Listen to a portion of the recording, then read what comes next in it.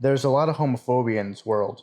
While more and more people have been accepting of gay people over time, many parts of the world are still homophobic, such as Eastern Europe, the Middle East, many parts of Asia, and Africa. Even in places where the majority of people support same sex marriage, there is still a lot of homophobia and common talking points against gay people that people like to spout. In this video, I'm going to disprove these common talking points. This talking point is very common in far-right circles, and I'm now going to explain why empirical evidence on this subject says otherwise. This study comes from Gregory Herrick, which suggests that homosexual and bisexual men are no more likely than heterosexual men to molest children.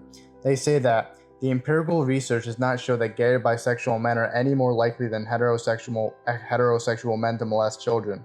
This is not to argue that homosexual and bisexual men never molest children, but there is no scientific basis for asserting that they are more likely than heterosexual men to do so.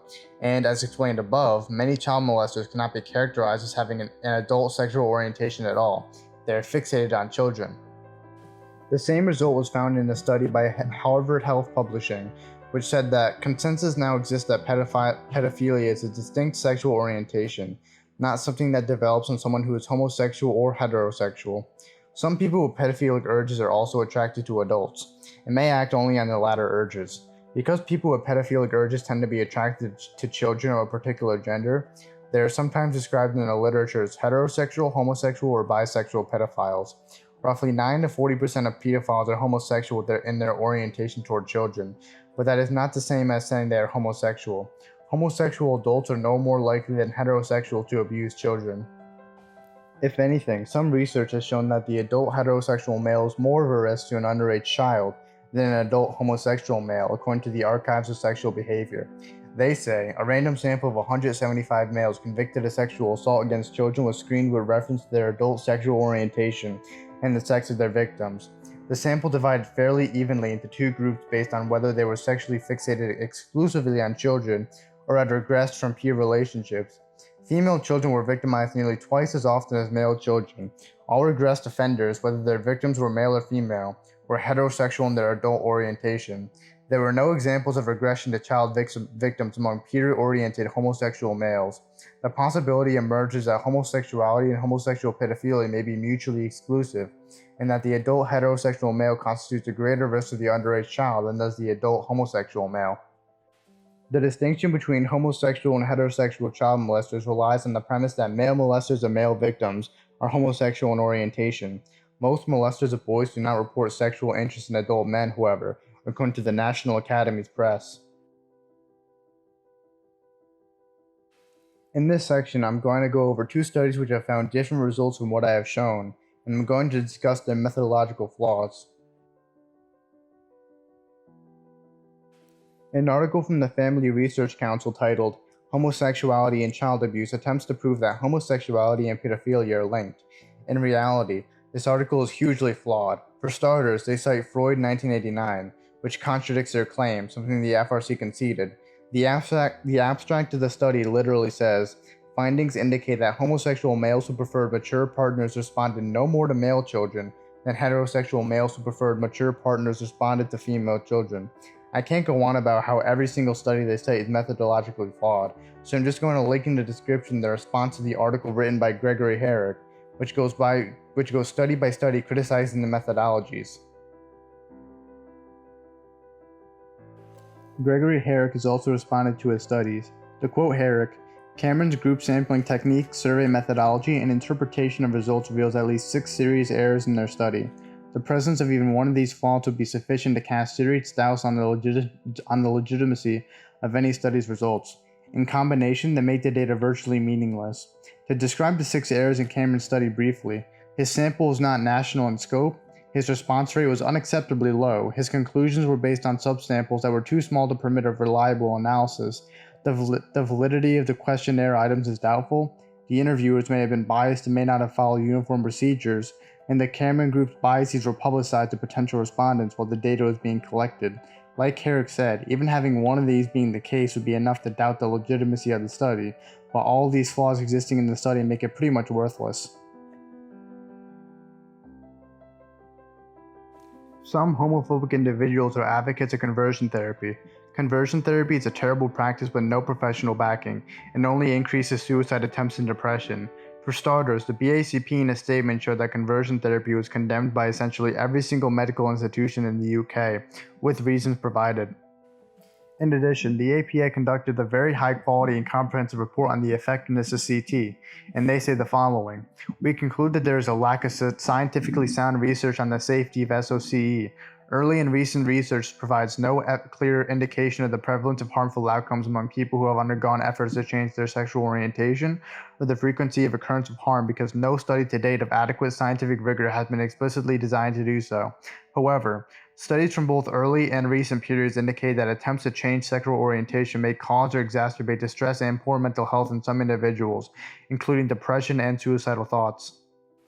They also say that the recent non-religious interventions are based on the assumption that homosexuality and bisexuality are mental disorders or deficits and are based on older discredited psychoanalytic theories.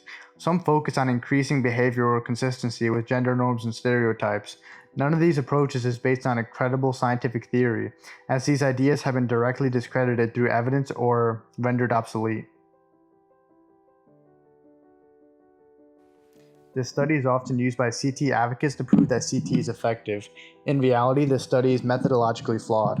The problem with this study is that there is a large sample bias. 93% sought therapy due to religious beliefs, and 78% had publicly supported conversion therapy, thus motivating them to overreport success. In fact, 2/3 of the participants had been referred from groups which are pro-conversion therapy, further undermining the usefulness of the sample. Some 43% of the sample have been referred to Spitzer by ex-gay ministries that offer programs to gay people who seek change. An additional 23% were referred by the National Association for Research and Therapy of Homosexuality, which says most of its members considered homosexuality a developmental disorder. Even if all the reports were legitimate and there 100% was conversion therapy, it's still worth considering that these results still might only apply to people who are highly motivated to change sexual orientation and wouldn't work on the typical gay person. Spitzer himself has said that multiple times following the study that he expected conversion therapy to only work on a small number of homosexuals. This makes sense too once you consider the sample bias of the study. In addition, bisexuality is completely ignored by Spitzer, meaning that any bisexuals in the study probably would have been considered homosexual from the start. Also, the study was formally disavowed by Spitzer in 2012 due to its flaws, and he's criticized anti-gay groups for abusing his research for their agenda. Some people say that he disavowed the study due to pressure from LGBT groups, but this view pivots from the various flaws of the study and ignores that he reached that view from over a decade of retrospection, whereas most of the political pressure likely came from the study's first step into the spotlight in 2001. Some more info about its flaws will be linked in the description, probably worth citing if the study comes up in a discussion. This is another study that tries to prove that conversion therapy works. The problem with this study is that it can't be extracted to the general populace. They say that the sampling procedures did not permit the researchers to keep account of the number of people who were invited to participate in the survey, and so it is not possible to estimate response rates.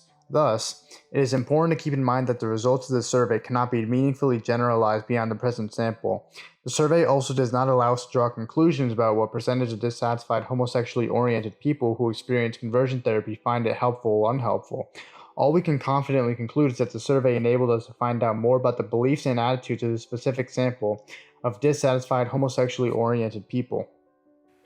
Also, keep in mind that this does not render the data of the study as useless, as it could be used to extract general attitudes regarding what CT practices worked or failed for those particular clients, and those practices could be experimented more on in the future. Sample bias likely plays a role as well. 96% of the respondents said religion or spirituality mattered a lot to them, making them more likely to overreport success, as Abrahamic religions are generally more pro-CT. This claim is also simply factually wrong. The highest quality research on the subject comes from the NLLFS, which says that there is no substantial difference between homosexual and heterosexual parenting. There is also Records and Kilgaso too, which concludes that existing research is largely low quality and that there's a need for high quality academic research on the subject, so it's hard to draw reliable conclusions in either direction. Unfortunately, this has continued to be the case since 2002. Similar results were found in a more recent 2016 literature review. This study attempts to claim that homosexual parents are worse than heterosexual parents. This study also has major problems because it ignores factors like family instability. Subsequent studies, which were done with Regnerus' study in mind, claim that different results were found upon removing methodological flaws and replications, such as Chang and Powell 15 and Rosenfeld 15. In addition, the peer-reviewed process was found to be a sham, as Surecount 12 explains, and it also raised concern and criticism from 150 plus scientists, a great deal of whom have PhDs in relevant fields. This is also a silly claim. To make things brief, homosexuality to the best of our knowledge is caused by genetic and a range of random environmental factors, according to the University of London. They say the following: this study looked at 3,826 same-gender twin pairs, 7,652 individuals, who were asked about the total number of opposite-sex and same-sex partners they ever had. The findings showed that 35% of the differences between men in the same-sex behavior, that is, some men have no same-sex partners and some have one or more, is accounted for by genetics. Rahman explains, overall, genetics accounted for about 35% of the differences between men and homosexual behavior and other individual-specific environmental factors, that is, not societal attitudes, parenting or family or parenting which are shared by twins, account for around 64%. In other words, men become gay or straight because of different developmental pathways, not just one pathway. For women, genetics explain roughly 18% of the variation in same-sex behavior, non-shared environment roughly 64% in shared factors, or the family environment explains 16%. This is a misleading statistic used by homophobes against gay people. According to Rational Wiki, they say the following quote: "This article debunks misleading statistics claiming that large portions of gay men have 500 to 1,000 sexual partners, or simply hundreds of partners. These statistics are cherry-picked from a 1978 Bell and Weinberg book, which surveyed highly promiscuous San Francisco Bay Area men in the 1970s, most of whom were rounded up from gay bathhouses, sex clubs, cruising spots, hookup spots, porn stores, and gay bars. About 25% of the men were prostitutes, which further exaggerates the reported high number of partners. It was not a random sample, and it was never intended to be representative of the wider male homosexual population, or even representative of gay men in San Francisco." The claim is entirely debunked by more than 2 decades of large representative studies in multiple countries, which have shown that gay men typically have 10 to 20 sexual partners in their lifetimes. Together, these studies have surveyed over 100,000 people and are weighted for age and location, so that they will accurately represent the population and prevent skewing of data. Across all major representative surveys, about 1/3 of gay men have between 0 to 9 sexual partners in their life. About 1/3 have between 10 and 49 partners. Most of these men had numbers in the low 10s and 20s, and between 1/4 and 1/3 had partners more than 50 partners. Just 1.8% of gay men had more than 500 sexual partners in 20 years of data from the General Social Survey, which has surveyed over 60,000 Americans. Ironically, one could also cherry-pick from Alfred Kinsey 1948 and Westwood 1960, since their samples of gay men had fewer sexual partners than straight men. All skewed data is flawed and difficult at best to draw real conclusions from. The aforementioned representative studies, which are provided in the article, are much more useful. The quote, "hundreds of partners" claim is largely made by extremist religious figures, by the alt-right and by pseudoscience conversion therapists, but has unfortunately been made by some mainstream conservatives and Christians. If you have an argument that I have not covered in this video, please tell me and I will look into it. Overall, I think I've done a good job going over the talking points that I've discussed in this video. I hope you all have enjoyed, and I'll see you in the next one.